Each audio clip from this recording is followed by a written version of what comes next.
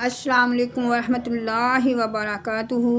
تو محترم ویورز، آپ دیکھ رہے ہیں اسلامی چینل سیکھیے ترجمہ قرآن و تفسیر عثمان کے ساتھ۔ تو پہلے اچھی نیتیں کر لیتے ہیں، کیونکہ فرمان مصطفیٰ صلی اللہ تعالیٰ علیہ وآلہ وسلم ہے کہ نیت مومن خیر من عملہ، یعنی مسلمان کی نیت اس کے عمل سے بہتر ہے۔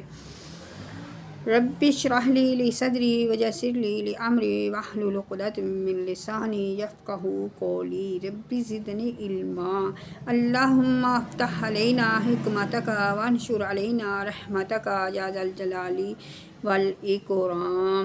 تو آئیے آج ہم سورۃ البقرہ کی آیت نمبر 32 کا ترجمہ اور مختصر سی تفسیر پڑھتے ہیں، سنتے ہیں، انشاءاللہ اسے یاد رکھ کر دوسروں تک پہنچانے کی کوشش کریں گے۔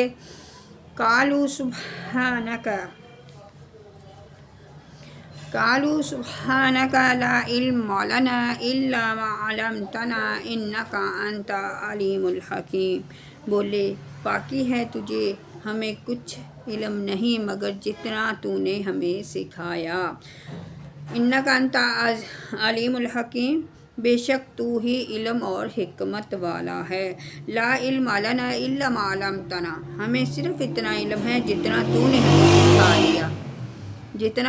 ہمیں سکھا دیا۔ حضرت آدم علیہ السلام کے علمی فضل و کمال کو دیکھ کر فرشتوں نے بارگاہ الہی میں اپنے عجز کا اعتراف کیا اور اس بات کا اظہار کیا کہ ان کا سوال اعتراض کرنے کے لیے نہ تھا بلکہ حکمت معلوم کرنے کے لیے تھا، اور اب انہیں انسان کی فضیلت اور اس کی پیدائش کی حکمت معلوم ہو گئی جس کو وہ پہلے نہ جانتے تھے۔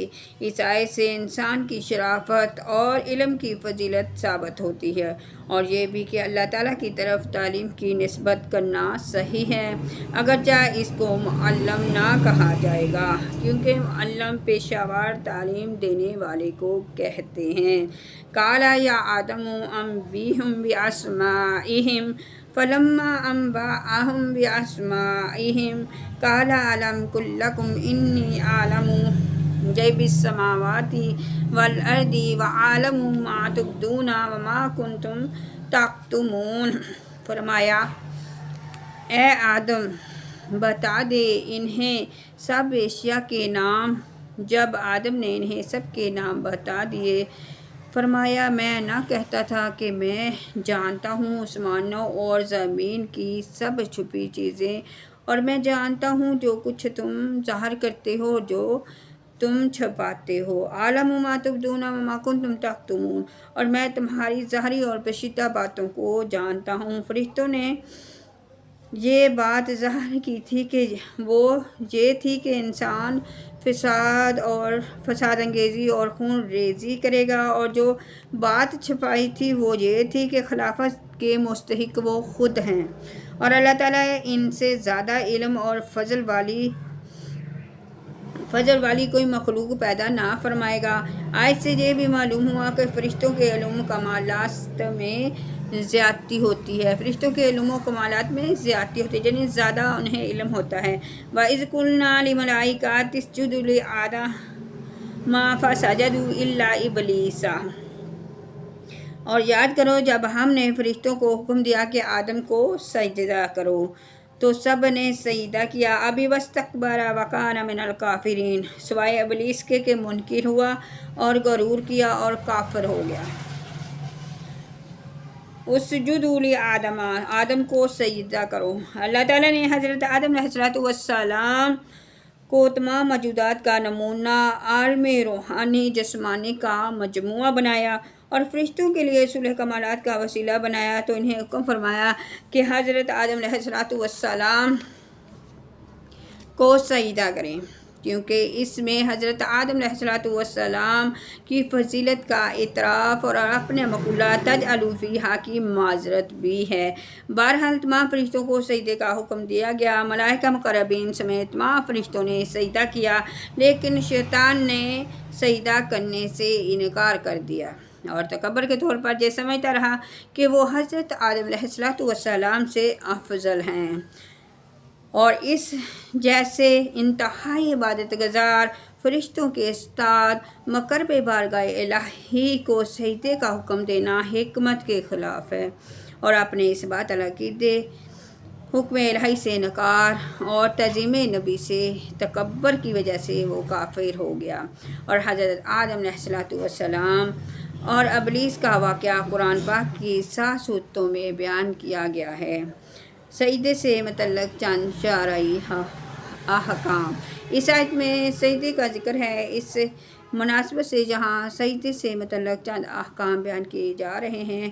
نمبر 1، سجدے کی 2 قسمیں ہیں، عبادت کا سجدہ اور تعظیم کا سجدہ۔ عبادت کا سجدہ کسی کو معبود سمجھ کر کیا جاتا ہے، اور تعظیم کا سجدہ وہ ہوتا ہے جس سے مسجود یعنی جسے سجدہ کیا جائے اس کی تعظیم مقصود ہوتی ہے۔ اور نمبر 2، یہ قطعی عقیدہ ہے کہ سجدہ عبادت اللہ تعالیٰ کے لیے خاص ہے، کسی اور کے لیے نہیں ہو سکتا، اور نہ ہی کسی شریعت میں کبھی جائز ہوا۔ اور نمبر 3، فرشتوں نے حضرت آدم علیہ السلام کو تعظیمی سجدہ کیا تھا، اور وہ باقاعدہ پیشانی زمین پر رکھنے کی صورت میں تھا، صرف سر جھکانا نہ تھا۔ اور نمبر 4، تعظیمی سجدہ پہلی شریعتوں میں جائز تھا، ہماری شریعت میں منسوخ کر دیا گیا، اب کسی کے لیے جائز نہیں، لہٰذا پیر یا ولی یا مزار کو تعظیمی سجدہ کرنا حرام ہے۔ لیکن یہ یاد رہے کہ تعظیمی سجدہ کرنے والوں پر یہ بہتان باندھنا کہ یہ معبود سمجھ کر سجدہ کرتے ہیں، یہ اس تعظیمی سجدے سے بھی بڑا جرم ہے، کیونکہ یہ مسلمانوں کو مشرک اور کافر کہنا ہے۔ کہ اعلیٰ حضرت امام احمد رضا خان رحمۃ اللہ نے غیر اللہ کو تعظیمی سجدہ کرنے کے حرام ہونے پر ایک عظیم کتاب لکھی ہے، اور جس کا نام غیر اللہ کے لیے سجدہ تعظیمی کے حرام ہونے کا بیان ہے۔ یہ کتاب فتویٰ رضویٰ کی 22ویں جلد میں موجود ہے، اور اس کا مطالعہ کرنا انتہائی مفید ہے۔ تکبر کی مذمت۔ اس واقعے سے معلوم ہوا کہ تکبر ایسا خطرناک عمل ہے کہ یہ بعض اوقات بندے کو کفر تک پہنچا دیتا ہے۔ اس لیے ہر مسلمان کو چاہیے کہ وہ تکبر کرنے سے بچے۔ حضرت عبداللہ بن مسعود رضی اللہ تعالیٰ عنہ سے روایت ہے کہ نبی کریم صلی اللہ علیہ وسلم نے ارشاد فرمایا کہ تکبر حق کی مخالفت کرنے اور لوگوں کو حقیر جاننے کا نام ہے۔ اور حضرت عبداللہ بن مسعود رضی اللہ تعالیٰ عنہ سے ہی روایت ہے کہ حضور اقدس صلی اللہ علیہ وسلم نے ارشاد فرمایا، تکبر سے بچتے رہو، کیونکہ اسی تکبر نے شیطان کو اس بات پر ابھارا تھا کہ وہ حضرت آدم علیہ السلام کو سجدہ نہ کرے۔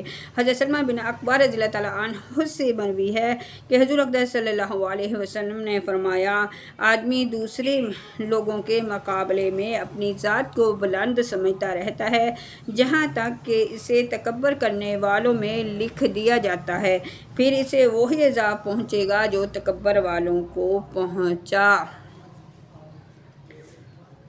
وَقُلْنَا يَا آدَمُ اسْكُنْ أَنْتَ وَزَوْجُكَ الْجَنَّةَ وَكُلَا مِنْهَا رَغَدًا حَيْثُ شِئْتُمَا وَلَا تَقْرَبَا هَٰذِهِ الشَّجَرَةَ فَتَكُونَا مِنَ الظَّالِمِينَ فَأَزَلَّهُمَا الشَّيْطَانُ عَنْهَا فَأَخْرَجَهُمَا مِمَّا كَانَا فِيهِ وَقُلْنَا اهْبِطُوا بَعْضُكُمْ لِبَعْضٍ عَدُوٌّ وَلَكُمْ فِي الْأَرْضِ مُسْتَقَرٌّ وَمَتَاعٌ إِلَىٰ حِینٍ۔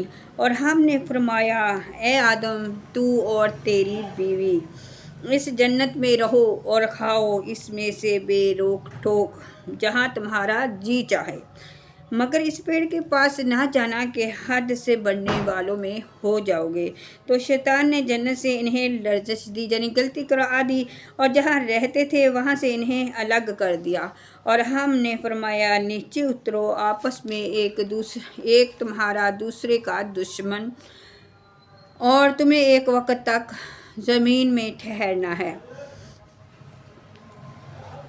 یا آدم اسکن انت وزوجک الجنۃ، اے آدم، تم اور تمہاری بیوی جنت میں رہو، جہاں سے حضرت آدم علیہ السلام اور ابلیس کا واقعہ بیان کیا گیا ہے، اور اس کا خلاصہ درجہ ذیل ہے۔ حضرت آدم علیہ السلام کو سجدہ نہ کرنے کی وجہ سے شیطان مردود ہوا تھا، اور وہ حضرت آدم علیہ السلام کو نقصان پہنچانے کی طاق میں رہا۔ اللہ تعالیٰ نے حضرت آدم علیہ السلام اور حضرت حوا رضی اللہ تعالیٰ عنہ سے فرمایا کہ جنت میں رہو اور جہاں دل کرے بے روک ٹوک کھاؤ، البتہ اس درخت کے قریب نہ جانا۔ شیطان نے انہیں وسوسہ ڈالا اور کہنے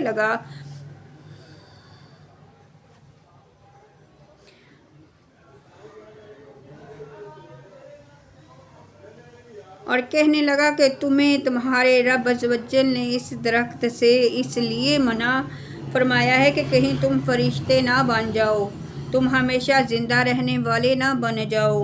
اور اس کے ساتھ شیطان نے قسم کھا کر کہا کہ میں تم دونوں کا خیر خواہ ہوں۔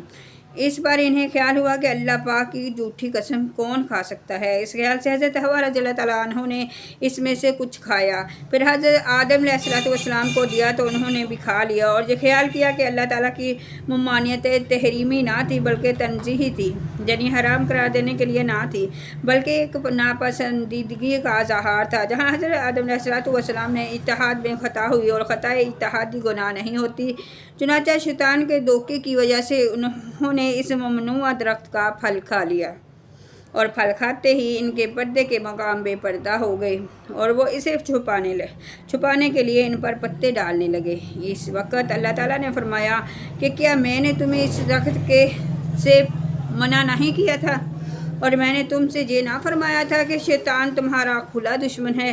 اس کے بعد حکم الہی ہوا کہ تم زمین پر اتر جاؤ، اب تمہاری اولاد آپس میں ایک دوسرے کی دشمن ہوگی اور تم ایک خاص وقت تک زمین میں رہو گے۔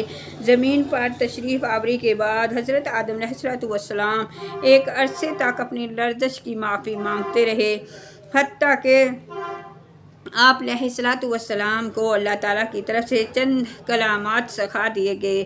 پھر آپ علیہ السلام نے ان کلمات کے ساتھ توبہ اور معافی کی درخواست کی تو وہ قبول ہوئی۔ ایک اہم مسئلہ یاد رکھنا ضروری ہے، کیونکہ آج کل بے باکی کا دور ہے اور جس کا جی چاہتا ہے بول دیتا ہے۔ جہاں تک کہ مذہبی معاملات میں بھی، اہم عقائد میں بھی زبان کی بے احتیاطیاں شمار سے باہر ہیں۔ اس میں سب سے زیادہ بے باکی جس مسئلے میں دیکھنے میں آتی ہے وہ حضرت آدم علیہ السلام کا جنتی اور ممنوع درخت سے پھل کھانا ہے۔ اور حضرت امام احمد رضا خان رحمۃ اللہ علیہ فرماتے ہیں کہ غیر تلاوت میں اپنی طرف سے حضرت آدم علیہ السلام کی طرف نافرمانی یا گناہ کی نسبت حرام ہے۔ عامدین نے اس کی تصریح فرمائی، بلکہ ایک جماعت علماء کرام نے اسے کفر بتایا اور لہٰذا اپنے ایمان اور قبر و آخرت پر ترس کھاتے ہوئے ان معاملات میں خاص طور پر اپنی زبان پر قابو رکھیں۔ ولا تقربا اور قریب نہ جانا آیت میں اس میں اصل ممانعت درخت کا پھل کھانے کی ہے، لیکن اس کے لیے فرمایا کہ قریب نہ جانا۔ اسی طرز خطاب سے علماء نے یہ مسئلہ نکالا ہے کہ اصل فعل کے ارتکاب سے بچانے کے لیے اس کے قریب جانے سے بھی رکنا چاہیے۔ جیسے بچے کے سیڑھیوں سے گرنے کا اندیشہ ہوتا ہے تو اسے صرف سیڑھیوں پر کھڑا ہونے سے منع نہیں کرتے بلکہ سیڑھیوں کے قریب بھی نہیں جانے دیا جاتا۔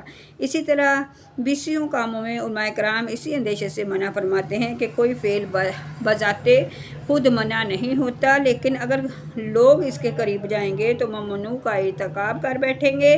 جیسے عورتوں کو قبرستان جانے سے منع کرنے میں یہی حکمت ہے کہ اسی سے پیر اور مشائخ کے فعل کا استدلال ہو سکتا ہے کہ وہ مریدوں کی تربیت کے لیے بعض اوقات کسی جائز کام سے بھی روک دیتے ہیں، کیونکہ وہ جائز کام کسی برائی تک پہنچنے کا ذریعہ بن سکتا ہے۔ فَتَكُونَ مِنَ الظَّالِمِينَ، ورنہ تم زیادتی کرنے والوں میں ہو جاؤ گے۔ ظلم کے معنی ہے کسی شے کو اس کی اپنی جگہ کے علاوہ کسی اور جگہ رکھنا، اور جہاں آیت میں ظلم خلاف اولیٰ کے معنی میں ہے انبیاء کرام علیہ السلام کو ظالم کہنے والے کا حکم۔ یاد رہے کہ انبیاء کرام علیہ السلام کو ظالم کہنا گستاخی اور توہین ہے، اور جو انبیاء کرام علیہ السلام کو ظالم کہے وہ کافر ہے۔ اللہ تعالیٰ مالک اور مولا ہے، وہ اپنے مقبول بندوں کے بارے میں جو چاہے فرمائے۔ کسی دوسرے کی کیا مجال کہ وہ انبیاء کرام علیہ السلام سے متعلق کوئی خلاف ادب کلمہ زبان پر لائے اور اللہ تعالیٰ کی اس طرح کے خطابات کو اپنی جرأت اور بے باکی کی دلیل بنائے۔ اس بات کو یوں سمجھیے کہ بادشاہ کے ماں باپ بادشاہ کو ڈانٹے یا اسے دیکھ کر شاہی محل کا جماعتدار بھی بادشاہ کو انہی لفاظ میں ڈانٹنے لگے تو اس احمق کا کیا انجام ہوگا؟ ہمیں تو انبیاء کرام علیہم السلام اور محبوبہ نے خدا کی تنظیم اور توقیر اور ادب اور طاعت کا حکم دیا گیا ہے اور ہم پر یہی لازم ہے۔ یہ بھی یاد رہے کہ انبیاء کرام علیہم السلام معصوم ہوتے ہیں اور ان سے کوئی گناہ سرزد نہیں ہوتا۔ ان کے معصوم ہونے پر بیسیوں دلائل ہیں، جہاں صرف 3 دلائل درج کیے جاتے ہیں کہ نمبر 1، انبیاء کرام علیہم السلام اللہ تعالیٰ کے چنے ہوئے اور مخلص بندے ہیں، جیسا کہ اللہ تعالیٰ نے حضرت ابراہیم، حضرت اسحاق اور حضرت یعقوب علیہ السلام کے بارے میں واضح طور پر ارشاد فرمایا، اِنَّا أَخْلَصْنَاهُمْ بِخَالِصَةٍ ذِكْرَ الدَّارِ، بے شک ہم نے انہیں ایک کھری بات سے چن لیا، وہ اس آخرت کے گھر کی یاد ہے۔ اور حضرت یوسف علیہ السلام کے بارے میں ارشاد فرمایا، اِنَّهُ مِنْ عِبَادِنَا الْمُخْلَصِينَ، بے شک وہ ہمارے چنے ہوئے بندوں میں سے ہیں اور اللہ تعالیٰ کے مخلص بندے ہیں، شیطان انہیں گمراہ نہیں کر سکتا، جیسا کہ اس کا یہ اعتراض خود قرآن مجید میں موجود ہے۔ قَالَ فَبِعِزَّتِكَ لَأُغْوِيَنَّهُمْ أَجْمَعِينَ إِلَّا عِبَادَكَ مِنْهُمُ الْمُخْلَصِينَ، اس نے کہا تیری عزت کی قسم ضرور میں ان سب کو گمراہ کر دوں گا مگر جو ان میں تیرے چنے ہوئے بندے ہیں۔ اس سے معلوم ہوا کہ انبیاء کرام علیہم السلام پر شیطان کا داؤ نہیں چلتا کہ وہ ان سے گناہ یا کفر کرا لے۔ نمبر 2، گناہ کرنے والا مذمت کیے جانے کے لائق ہے، جبکہ انبیاء کرام علیہم السلام کے بارے میں اللہ تعالیٰ نے متعلقاً ارشاد فرمایا، وَأَنَّهُمْ عِندَنَا مِنَ الْمُصْطَفَيْنَ الْأَخْيَارِ، اور بے شک وہ ہمارے نزدیک بہترین چنے ہوئے بندوں میں سے ہیں۔ اور نمبر 3، انبیاء کرام علیہم السلام فرشتوں سے افضل ہیں، اور جب فرشتوں سے گناہ صادر نہیں ہوتا تو ضروری ہے کہ انبیاء کرام علیہم السلام سے بھی گناہ صادر نہ ہو، کیونکہ اگر انبیاء کرام علیہم السلام سے بھی گناہ صادر ہو تو وہ فرشتوں سے افضل نہیں رہیں گے۔ تو آج کا سبق ہمارا جہاں تک، انشاءاللہ اگلی ویڈیو میں ہم 27ویں سورۃ البقرہ کی آیت شروع کریں گے۔ تو اللہ ہم سب کا حافظ و ناصر ہو، دعاؤں میں یاد رکھیے گا، اور آخرت میں اللہ تعالیٰ ہمیں نبی کریم صلی اللہ علیہ وسلم کا پڑوس عطا فرمائے۔ السلام علیکم ورحمۃ اللہ۔